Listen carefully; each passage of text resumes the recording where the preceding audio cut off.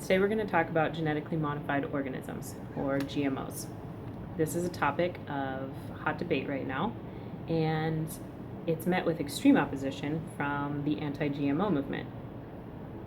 I wonder why this is, because the same science that is widely accepted when it comes to climate change, evolution, and vaccines is the same science that is not accepted when it comes to genetic modification. GMOs, or the technology, has been around for many, many years. The technology in our flat screen TVs is newer than the technology for genetic modification. Even within genetically modifying things, the medicinal side is not met with quite as much scrutiny as the agricultural side, which is also interesting. And I wonder if this opposition is reasonable, if it's founded in any type of facts, which I have not been able to really find, or if it's maybe met with a fear of the unknown and a lack of understanding for this technology and what it does. The problem with this rallying against GMOs is that it doesn't just affect the United States, it doesn't just affect a few people, it affects the entire globe. There are benefits to genetic modification that could help with malnutrition in developing countries, people that don't have enough food like we do.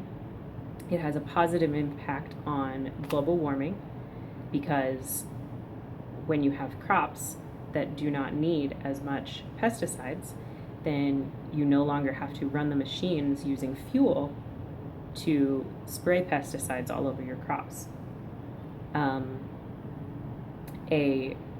There have been many studies done, and an article in Scientific American showed that within the year 2009, there was so much fuel not used that it was equivalent to 7.9 million cars off the road. Again, in 2012, this study was done, and that increased. 11.9 million cars off the road because of genetic modification. In this same article, it talks about the golden rice that is not accepted in India. And it estimates that 1.4 million life years, which means people who have died, people who are currently sick and blind, and people who are going to get sick because of their vitamin A deficiency,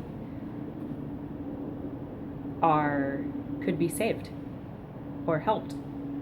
And yet, because of this opposition that's not found in science, these people are not being helped the way that they could. Every study done finds that genetically modified organisms are safe for consumption. Not most, not some, but every study. This also isn't done solely by the biotech industry.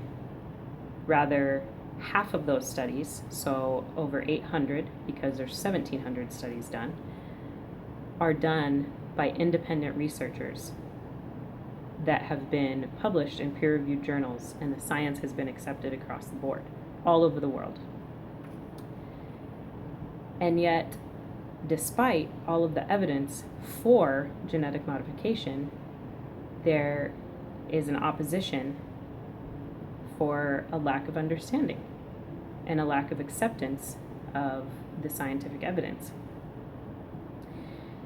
I remember walking into a grocery store years ago now, and I looked at the produce section and I was thinking, oh, that apple's huge, I bet it's genetically modified, or with some other product had the same reaction. I had no idea what I was talking about because apples and oranges and most of the produce section is actually not genetically modified. There are only 8 crops that are genetically modified that are readily available for consumption, while there are significantly more products that contain ingredients from genetically modified crops. The produce section is mostly not genetically modified, unlike many of these activists would like you to believe. We've probably all seen pictures by now of an apple or an orange with a syringe next to it being injected with some kind of chemicals, or, as these people are saying, genetic modification, but that's not how it works. The 8 crops that are available for consumption are corn, cotton, sugar beets, canola, papaya that was almost extinct, but because of this technology was kept from extinction, which helped with nutrition for millions of people, and squash. So generally, when you're going shopping, only 2 of these things in the produce section are going to be genetically modified.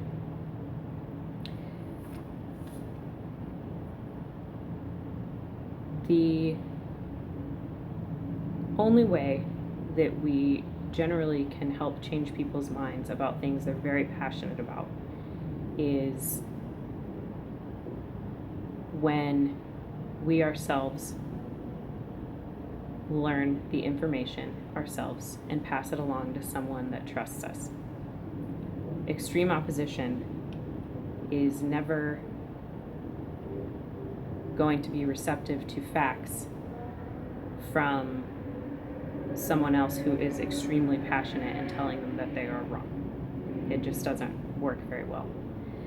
The most change comes from people who are close to those people who they trust and allow to speak into their lives. So the biggest action that I'm asking you to take is to research genetic modification from credible sources, form an educated opinion, and then pass that information along to people who trust you, who are in opposition to genetically modified organisms.